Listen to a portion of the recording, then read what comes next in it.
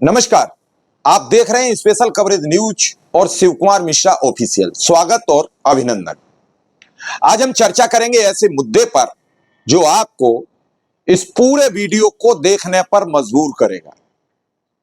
ये देख रहे हैं वीडियो, ये अभी आपको सुनने को मिलेगा। समाजवादी पार्टी के राष्ट्रीय अध्यक्ष अखिलेश यादव ने चुनाव आयोग को जमकर घेरा है, जमकर लताड़ लगाई है, फटकार लगाई है। पूछा है खुदरकी, क्या किया था आपने मीरापुर में, क्या किया था आपने?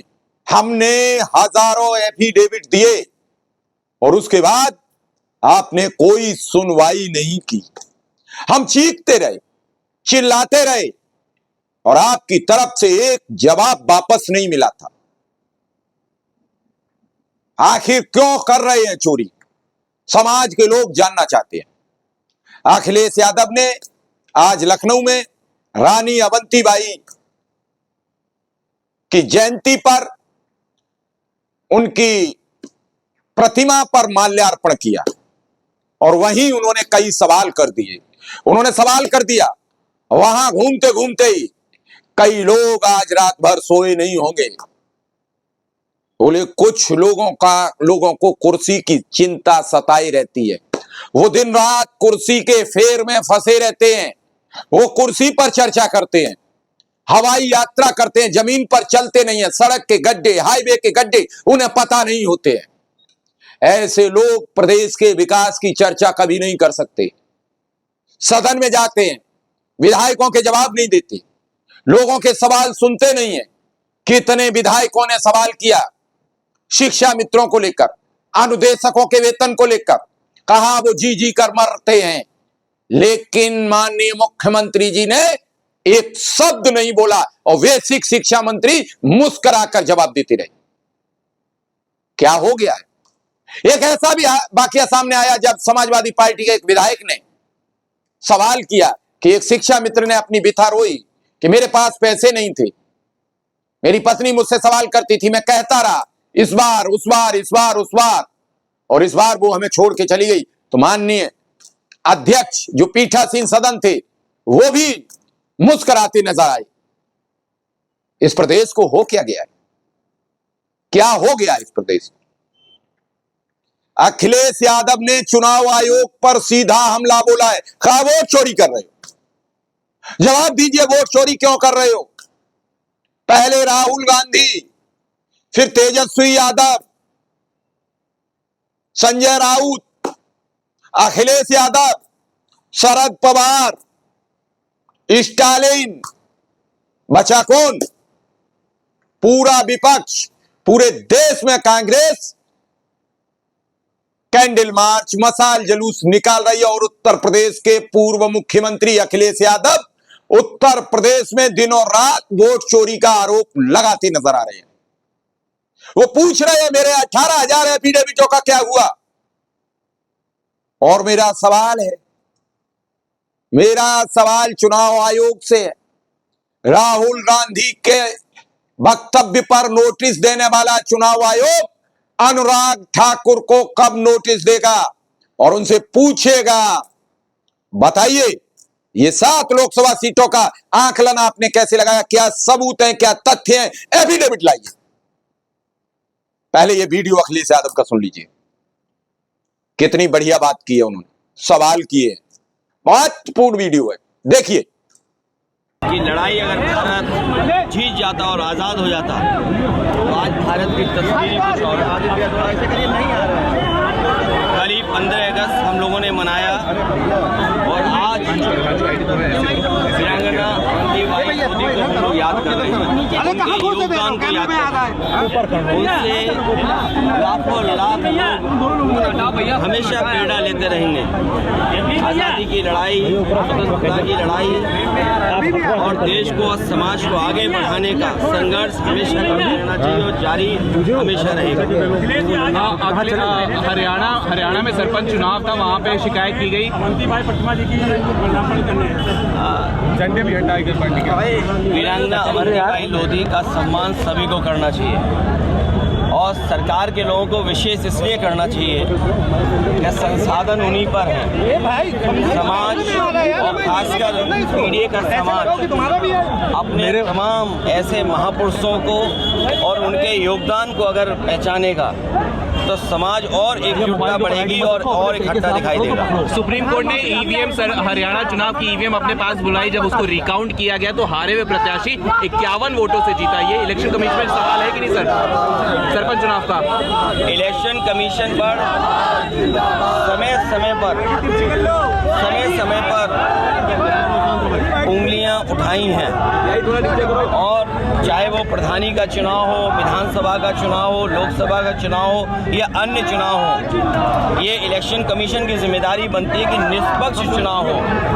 निष्पक्ष चुनाव के साथ साथ इलेक्शन कमीशन की इंस्टीट्यूशन पे लोगों को और भरोसा बढ़े।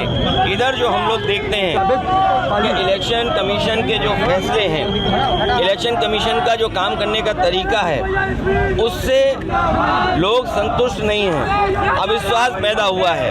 अभी हाल ही में जो वोट चोरी, वोट डकैती को लेकर के बड़े पैमाने पर देश को इंडिया गठबंधन और खासकर जो बीजेपी से अन्य दल हैं, उन्होंने कोशिश की और उसका परिणाम ये हुआ कि सुप्रीम कोर्ट को भी उन बातों को मानना पड़ा जो विपक्ष कह रहा था। इलेक्शन कमीशन पे कई बार उंगली उठी है और यूपी के चुनाव में तो न जाने कितनी बार उंगली उठी है। ये तो पहला फेज था कि जहां हम अपना वोट बचा सकते हैं, अपनी वोटर लिस्ट में शामिल कर सकते हैं, ये पहला चरण है। लेकिन इसके बाद जो प्रशासन काम करता है, सरकारें जो काम करती हैं, उस पर इलेक्शन कमीशन कोई कार्रवाई नहीं करता। मुझे याद है कि जिस समय उंगली उठाई थी इलेक्शन कमीशन पर, तो 18,000 वोटों का जो डिलीट किया गया था, उनकी जानकारी इलेक्शन कमीशन को दी, एफिडेविट के साथ दी।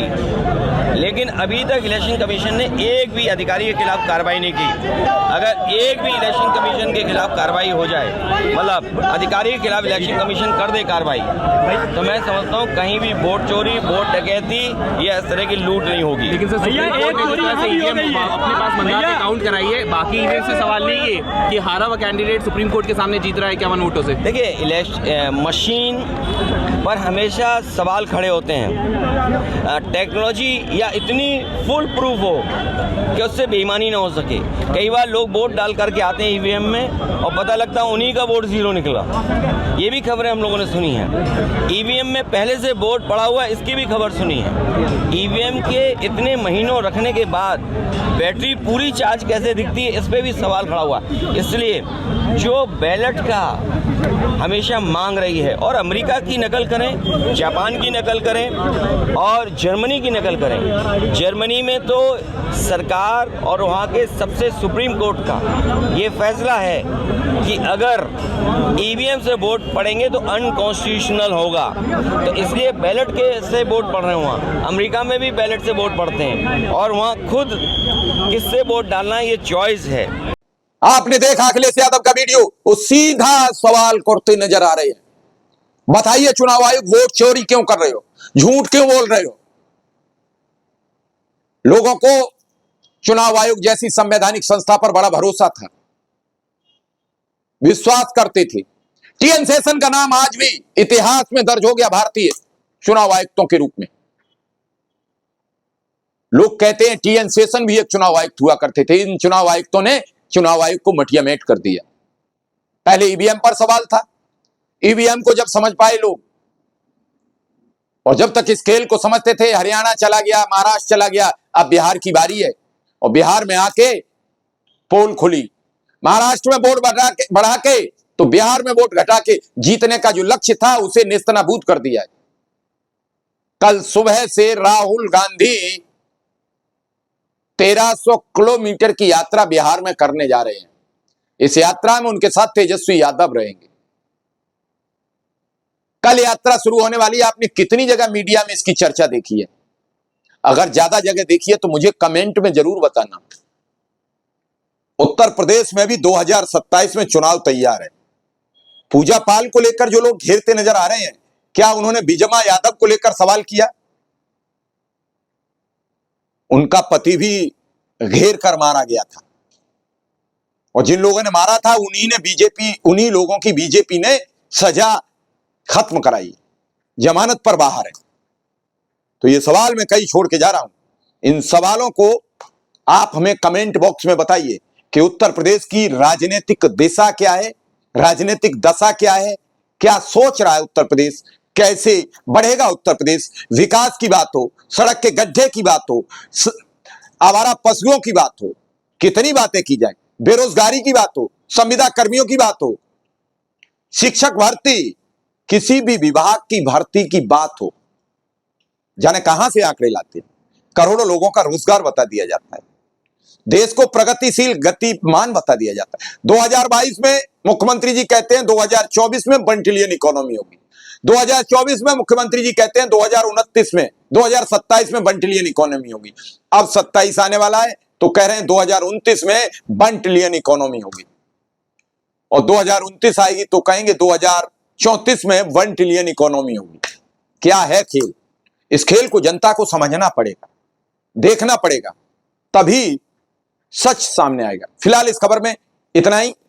आप सबका धन्यवाद, आभार। जो लोग चैनल पे नए आ रहे हैं उन सब से मेरी अपील, अनुरोध, करवद्ध प्रार्थना है कि आप इस चैनल को सब्सक्राइब जरूर करते रहें, बेल आइकॉन बटन दबाते रहें, ताकि प्रत्येक सच्ची खबर आप तक पहुंचे। लोग इस खबर को रोकते हैं, बार बार हमारे चैनल्स पर कई तरीके के व्यवधान लगाए जाते हैं, एक चैनल बंद भी करा दिया गया, लेकिन फिलहाल आप हमारा साथ दें ताकि ये आवाज आगे बढ़े। धन्यवाद, नमस्कार।